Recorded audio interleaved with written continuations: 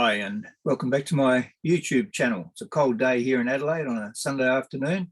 It's nice and warm in here. I've got the air conditioning heater on.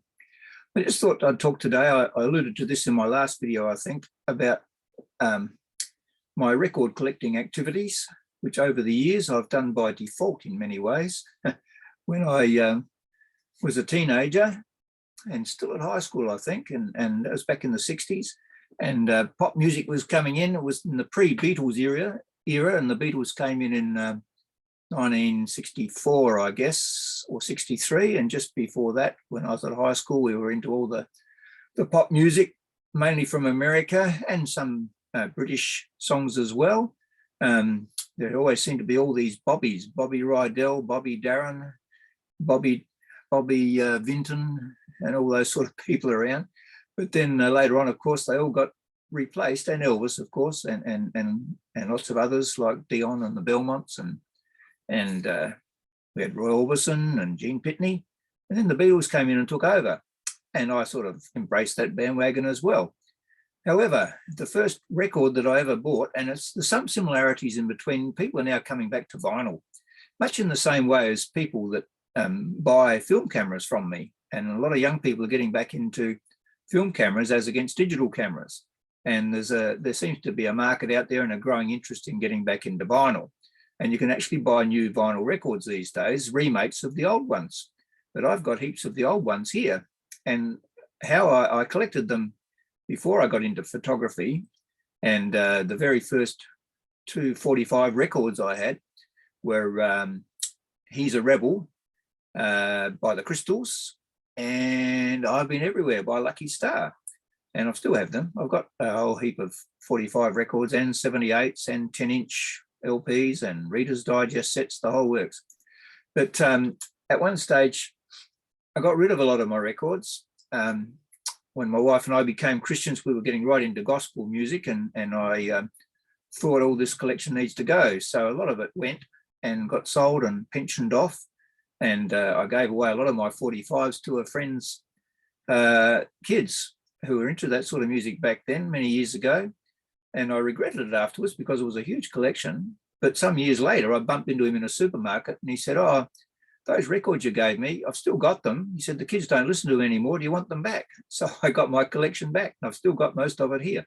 So that was interesting. But yeah, so when I started doing photography, and mainly wedding photography, I was going out to this film lab on the other side of town, and there was 2 record stores. Excuse me, I could feel that coming. There were 2 record stores, one right next to the film lab and one just down the road. And I would take my films into the film lab and to leave them there for processing, and then I wander in next door. So even though I was making some money out of wedding photography, I was spending a lot of it on buying up secondhand records. The other thing that happened, much the same way as when film cameras became very cheap when digital cameras came out, I took advantage of the fact that when CDs came out, vinyl was becoming obsolete, and lots of record stores had brand new LPs for about $2 each. And I was astute enough, I think, wow, they're bargains, I'm going to get some of those. So I've still got a lot of those here.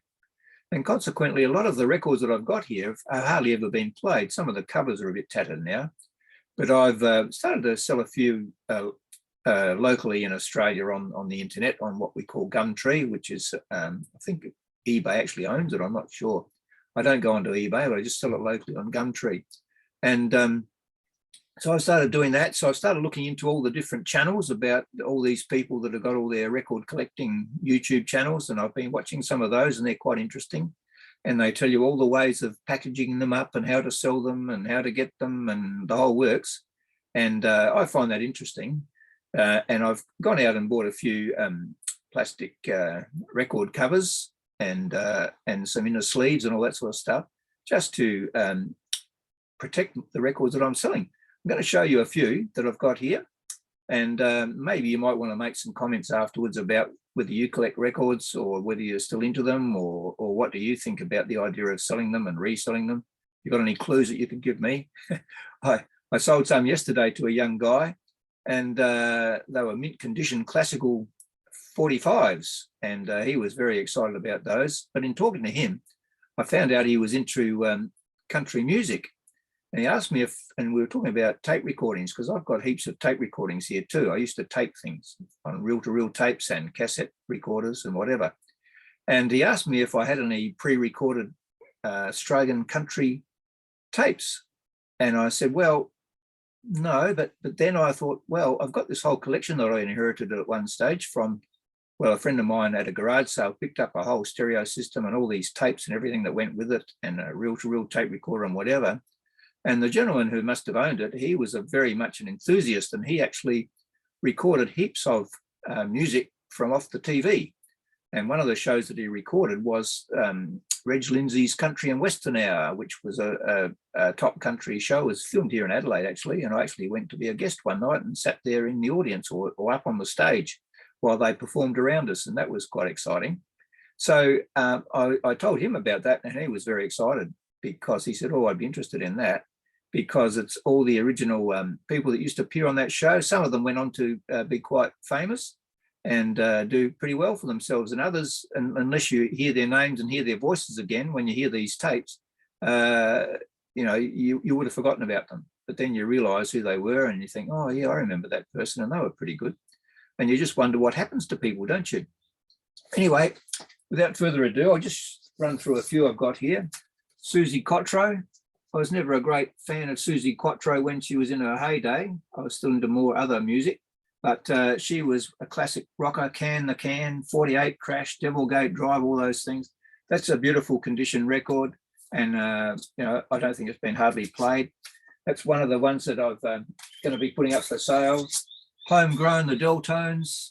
The Deltons were just a fantastic group, Australian group, and they had lots of hits. What do they get? Get a Little Dirt on Your Hands and Hanging Five. And what else did they sing? Lots of Come a Little Bit Closer. Do You Want to Dance? They did covers of a lot of the old songs, but they were really good, and a classic collection, that one there. Yeah. Jerry and the Pacemakers' greatest hits. I actually saw them perform live in Adelaide, and they were fantastic back when they were in their heyday. In those days, bands would come out and you'd get about 6 or 8 bands or 7 bands all on the one bill. And I saw some other top acts along with Jerry and the Pacemakers. I think maybe Cilla Black or the Walker Brothers and people like that were on with them. The Hollies, I saw them live in Adelaide's Victoria Drive many years ago. And I think they had Johnny Farnham, who was just starting to become quite famous. Maybe Johnny Farnham or Johnny Young, I'm not sure, but that was a really good show. And the Hollies, of course, are well known. This is a collection. I've got lots of compilations, love songs of rock and roll, and there's some terrific stuff there. The Everly Brothers, Cliff Richards, Del Shannon, Runaway, Dream Lover, Bobby Darin, Lonely Boy by Paul Anka, and some of our own locals like the Easy Beats. And there was just Blue Moon, one of my favourites by the Marcells. And Cosmo's Factory, the Creedence Clearwater Revival, one of my favourites. I just love their music, and John Fogerty and all the stuff that he did and they did, and that's a terrific album. I've got this one for sale at the moment. This is Wings Over America, a 3-record set by Paul McCartney and his band, including his wife, I think, and Stevie Wonder, Inner Visions. I came late to Stevie Wonder. The first time I ever heard him when he was about 13, and he did Fingertips Part 1, which was a harmonica song, and I used to love that song. That was when he was just starting out. But of course, when he grew up and branched out into lots of other soul music, but I quite enjoy Stevie Wonder's music. That's a beautiful, I've got a couple of his LPs. And one of my favourites back then, of course, was Trini Lopez. And he had his own unique sound, Latin American type sound, and he was full of rhythm. And I love all Trini's music. The Lovin' Spoonful, Summer in the City. Who could forget that one? And they had a few hits. This is a 2 LP set, and a really nice one to have. Nashville Cats was one of theirs that I used to like. Manhattan Transfer, one down. Manhattan Transfer. I did some research when I was putting this one up for sale. I don't know whether I put it up yet, but they had a few changes of personnel, as so many bands do, but the Manhattan Transfer were pretty good. Tuxedo Junction and what's that one? Operator. It's one of my favourites, that gospel type song. They're really good. Kenny Rogers, saw him live a few years back. He told us it was going to be his last international tour, trying to get away from all the reflections. But then he came back again a couple of years later, and unfortunately since then he's died. But he was fantastic. Saw him in Adelaide a few years ago. Another Stevie Wonder one that I've got there. The Village People, fantastic band. Get you dancing in the streets or in the aisle. And then Rick Wakeman. I wasn't always a great big fan of Rick Wakeman, but this is I think it's a 2 LP set, yeah, called Rhapsodies, I think it is. And that's a really nice one. That's in very good condition, and it's hardly ever been played. And who could forget the Lonely Bull, Herb Albert, and the Tijuana Brass. Try and get the reflections right. And they were terrific in their day, of course. That's a nice album. Walk, Don't Run, If I Were a Rich Man, A Walk in the Black Forest, theme from Zorba the Greek, The Shadow of Your Smile. I like easy listening music.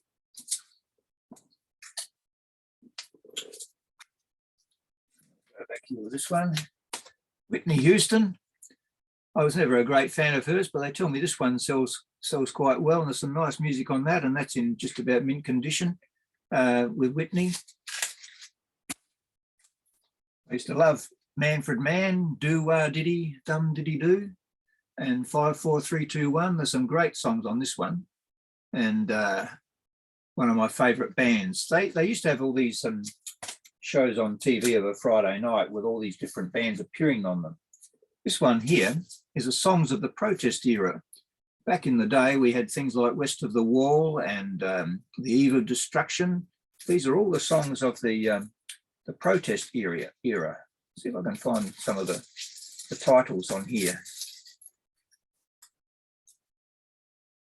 Home of the Brave, Tar and Cement, you remember that one? West of the Wall, Little Boxes, We're Living in Violent Times, Eve of Destruction, The Times Are Changing, Blowing in the Wind, The Universal Soldier, We've Got on Our Side, We Shall Overcome, Joan Baez, If I Had a Hammer, Peter, Paul and Mary, Wake Up My Mind by the Uglies, and It's Good News Week by Hedgehoppers Anonymous. Great LP, that one. And if you're in your heyday in my era, when we were listening to that music back in the 60s, that all those songs were pretty well known to most of us back then, almost to the end of this little pile.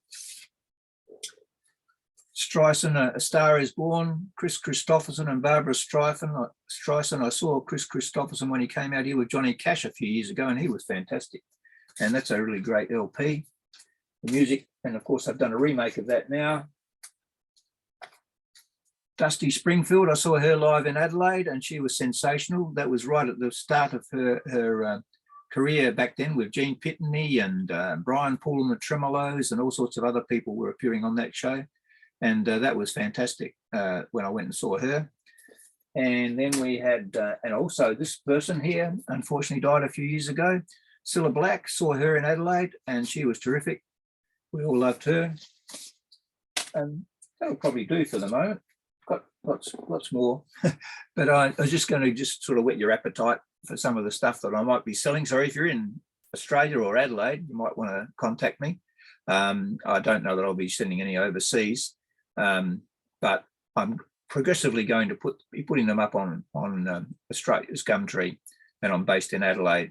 I'm not sure how I've been reading up how you ship these things around the place, but I'm not sure I'm going to do that. Maybe I'll just have them for people to come and collect.